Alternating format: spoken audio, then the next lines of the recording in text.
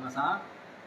Pada malam hari ini saya Deoli Payumara dan bersama rekan pengacara Bapak Burhanuddin Muhammad Burhanuddin. Kami adalah pengacara baru dari dari Richard Eliezer Pudihang Lumiu, atau lebih lengkapnya biasa dipanggil singkatannya adalah Baradae, selaku tersangka dalam perkara tindak pidana dengan sengaja merampas, menghilangkan nyawa orang lain karena pembunuhan sebagaimana dimaksud dalam pasal 338 KUHP junto pasal 56 KUHP sesuai dengan laporan polisi nomor LPB 0386-72022 SPKT Barskrim Polri tanggal 18/7/2022 atas nama pelapor Kamarudin Simanjuntak, sarjana hukum. Jadi kami adalah kuasa hukum baru karena kuasa hukum yang sebelumnya yaitu Bapak Andreas sudah mengajukan surat pengunduran diri yang disampaikan ke Barskrim Mabes Polri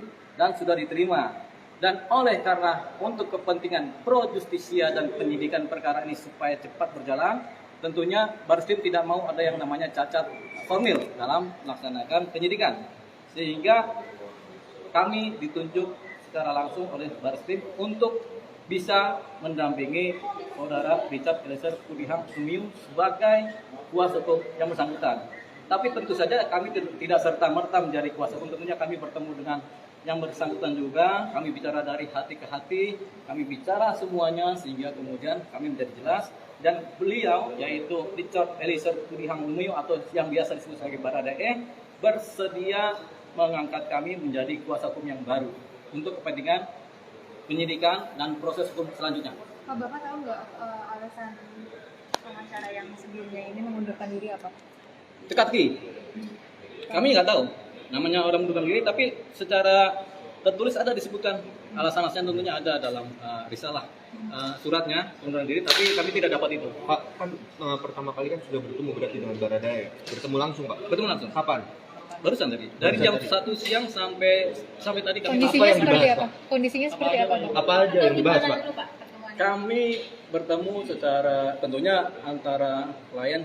Jadi bertemu kami langsung adakan bicara sedang Barskrim. Kemudian kami mengajukan diri sebagai kuasa dan beliau menerima dengan baik dan bersedia sehingga dibutuhkan surat kuasa per hari ini tanggal 6 Agustus 2022.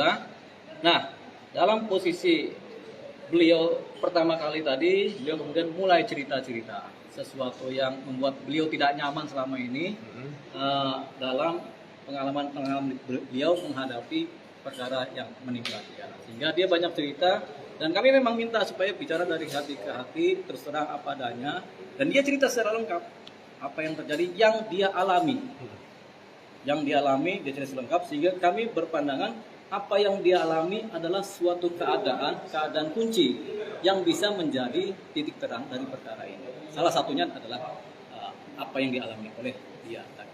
Nah, tentunya kita melihat ini dalam kacamata konteks hukum, ini penting untuk dilindungi sebagai saksi kunci. Walaupun dia tersangka, tapi penting dilindungi sebagai saksi kunci, sehingga kami bersepakat, saya, Pak Burhanuddin dan dengan Baradae, ya sudah kita ajukan diri yang bersangkutan sebagai justice kolaborator. Kita memohonkan itu dan kita juga meminta perlindungan hukum kepada lembaga perlindungan saksi dan kami akan segera mengajukan hari Senin pagi atau paling lambat ya Senin pagi, akan besok hari Minggu kan. Jadi kami akan upayakan. Apa Pak contoh omongan hati ke hati itu, Pak? Bentuknya? Hati ke apa hati. yang dibahas? Apa yang dibahas oleh Baradae? Yang nggak nyaman, yang dimaksud tadi nggak nyaman itu apa? Nggak nyaman itu ya selama ini kan dia memang nggak nyaman karena masa tertekan ya, karena batin kan. Tapi kita buka supaya jangan tertekan lah. Dia apa adanya, ya nasib adalah nasib kan. Tapi dia bercerita supaya ini menjadi terang-terang dan dia setuju. Keadaannya sehat atau ada luka-luka gitu Pak? Sampai saat ini yang bersangkutan adalah sehat walafiat sehingga bisa berbicara dengan senang dan menyenangkan. Dia sekarang sudah tidak tertekan, ada rasa plong dalam dirinya. Cuman materi yang disampaikan oleh yang bersangkutan tentunya adalah materi pro justisia. Sehingga ini adalah kepentingan penyidikan. Kami tidak berani dan tidak berhak menyampaikan ini karena ini adalah wilayah penyidikan kepolisian. Tapi dia mengakui, Pak, untuk menembak itu, Pak? Kami tidak akan menjawab itu. Tapi dia bersedia jadi justice kolaborator. Dia bersedia. Pak, terkait Baradae yang mengatakan dia ini bukan pelaku utama itu seperti apa Pak? Apa dijelaskan sempat diceritakan? Dia ada cerita-cerita itu, tapi tidak akan kami jawab. Karena kepentingan penyidikan, karena ini nanti akan berkembang. Lantas pengakuan yang dari hati ke hati itu apa Pak contohnya? Ada di dalam kami, nggak ada contohnya juga, karena ini Iya. produksi saja. Jadi Iya. gini, ada Gimana? hal-hal di mana klien itu menceritakan apa adanya kepada kami, tapi kami tidak boleh menceritakan kepada publik. Karena kami juga penting buat keamanan dari yang bersangkutan, buat kepentingan juga nanti di persidangan.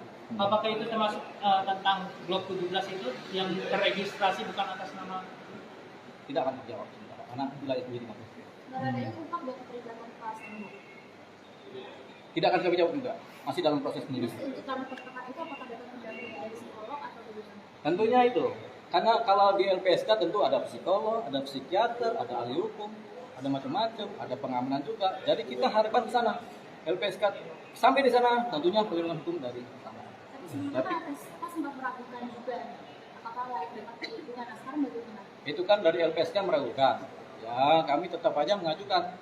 Karena kami tahu, kami akan cerita kepada LPSK apa yang terjadi secara pro-justia juga kan. Sehingga nanti pasti dia nggak ada begitu lagi. Tapi Pak, dia tersangka ikhlas itu nggak Pak bisa disangkakan LPSK, dengan Pak? pasal 3 itu Pak, yang pasal pembunuhan ikhlas nggak Pak kalau dari dia? Ada yang ikhlas nggak, bro? Ikhlas nggak ikhlas. Ikhlas nggak ikhlas? Nah, sama-sama kan? Ikhlas nggak ikhlas? Ya itu yang kami dapat. Iya, Ikhlas nggak ikhlas. ikhlas nggak ikhlas? Tapi status tersangka itu kok bisa ke LPSK, Pak?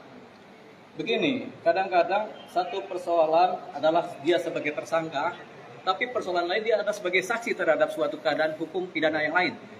Ini kan nggak cuma satu persoalan hukum pidana, persoalan hukum kriminal ya, atau persoalan pasal ya. Ada banyak sekali pasal di sekitar ini. Ada pasal utama, ada pasal penyerta, ada pasal kiri kanan pendamping depan belakang. Di laporan yang di Polres Jaksel itu Pak, itu termasuk juga akan ada itu laporan yang disebutkan ada tipe A Pak yang dilaporkan. Begini, kita Bagaimana? jelaskan ya formal dulu. Laporan tipe B adalah laporan Iya. yang disampaikan oleh masyarakat. Laporan tipe A adalah temuan dari Polres Selatan atau kata dari kepolisian. Kami belum sampai ke sana. belum dijelasin kan? Belum sampai ke sana.